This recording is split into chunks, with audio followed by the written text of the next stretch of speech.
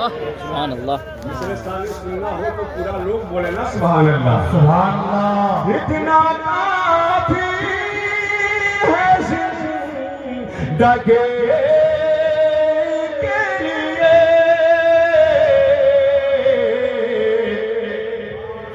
आज रख ले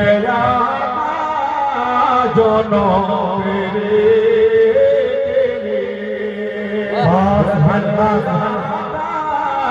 दोनों के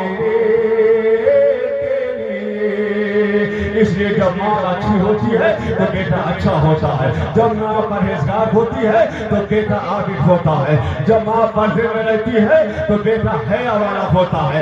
इसलिए मैं आपसे भी कहना चाहूंगा, आप जलसे में बैठो हो मेरे भाइयों, जलसे में बैठना उस वक्त तुम्हारा फायदेमंद होगा जब यहाँ से जाओ तो घर के माहौल को बदल दो। हर आदमी अल्लामा वैस सैयद वैस मुस्तफा जिनके खनका से जाकिर भाई मरीद हैं, इस्माइली जो लिखते हैं, आपकी मैंने तकरीर सुनी थी। आपने मरीदों से कहा था मैं किसी से नहीं कहता कि गांव-गांव इस्लाम फैलाने जाओ, जिले में इस्लाम फैलाने जाओ, राज्य में इस्लाम फैलाने जाओ। ए मेरे मरीदों, यहाँ से जाने के बाद सिर्फ अपने हर आदमी अपने घर को संभाल ले, वह समझ जाए कि मैंने करबला वालों का हाथ लगाया।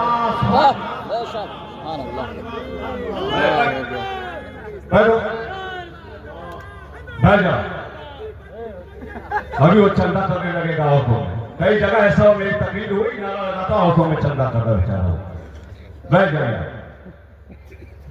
तो उनका पैगाम क्या था? यही पैगाम था कि हर आदमी अपने घर जाए, दूसरे से ना कहे, सिर्फ अपने बच्चों को संभालने समझो मैंने इस्लाम फैला दिया, मैंने इस्लाम फैला दिया। वही अल्लामा पीर सैयद साहब सैयद वैस मुस्तफा साहब का कौल भी सुन लीजिए। पीर हो तो ऐसा सुनिए, बहुत से शिकायत रहती है ना कि हजरत नहीं पहुंच पाते जलसों में, वैसा पीर है ना। जब सन 2013 में बंबई में वजूद ताजुसरिया ने कहा था, और मैंने दीनो सुनियत को वैस के हवाले कर रहा हूं, समझ गए? वो जाते हैं तो अपनी मर्जी से नहीं, अपने घर के बुजुर्गों के मर्जी से जाते हैं, आते हैं तो उनके बुजुर्गों से आते हैं। कभी कभी ऐसा भी देखा गया कि बरौना में प्रोग्राम है, कसिया तक आए, अचानक आपने कहा गाड़ी मोड़ मुझे खनकारी चलो। वो है अल्लाह वाले, वो है लेख वाले। आज के हल्के हालात तो ये है, मरीज पैसा देता रखे, लिफाफा देता रखे, अगरचे वो शराब पी रहा है वो लिफाफा देता रखे, अगरचे वो शादी में नाच करा रखा है। अगर हर पीर अपने मरीजों को संभाल ले, मेहमान को ठोकर नहीं खानी पड़ेगी। हर पीर अपने मरीजों को सही दावत देते तो आज कोई मेहमान गरीब नहीं रह जाएगा, उसके बच्चे भूखे नहीं रह जाएंगे।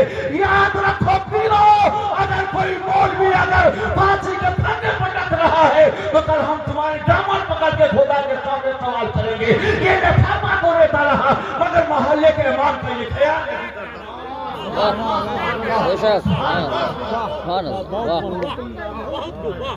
एक रात में एक बोरा जो तेरा मरीज दे सकता है, तो क्या तेरे कहने से मोहल्ले के इमाम को 10,000 महाना नहीं कर सकता हो? एसी में बैठने वालों इस्लाम कैसे फैलता है ये तुझे कैसे मालूम चलेगा? इस्लाम फैला है कैसे? पूछो हाथ के मिल्लत से, इस्लाम फैला है कैसे? पूछो ख्वाजा गरीब नवाज से। ये एसी में बैठ कर जिंदगी गुजारने वाले लोग ये क्या इस्लाम फैलाएंगे? इस्लाम के असली दाई तो ये बैठे हैं, बेशक हक है, सुभान अल्लाह।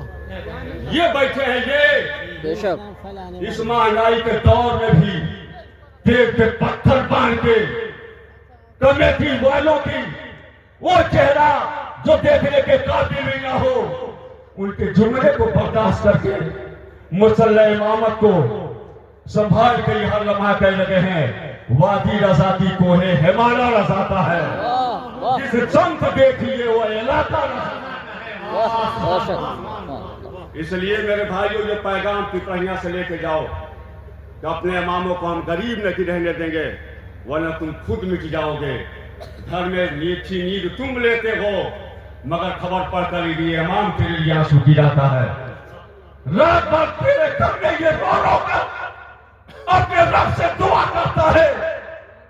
जिस कौम का इमाम ही भिखारी की तरह जिंदगी जिंदगी गुजार रहा हो, भला वो कौम कब सरबलंद हो सकती है। इसलिए ये वादा करके जाओ मस्तान बाबा के दरबार से, हम भूखे रह जाएंगे मगर अपने इमाम को भूखे नहीं सोने देंगे। वाह बेशक 5,000 में ये अपना इलाज करावे या बच्चों की तालीम दिलावे या बच्चियों की शादी करे, सब तो उस वक्त आती है जब एक इमाम 25 साल आपकी क़यादत करता है और उसकी बच्चियां जब जवान होती हैं तो इमामत करने के बाद दामन अमीरों के सामने फैलाता है। डूब मरो जिसने 25 साल तक तेरी नमाज़ें पढ़ाई और जो इमाम अपनी बेटी के साथ चंदा करके कर रहा है, इतना मजबूत कर दो जैसे मजबूत मेरे ख्वाजा ने जमाने को किया। वाह बेशक जिंदाबाद। और घबराते क्यों हो?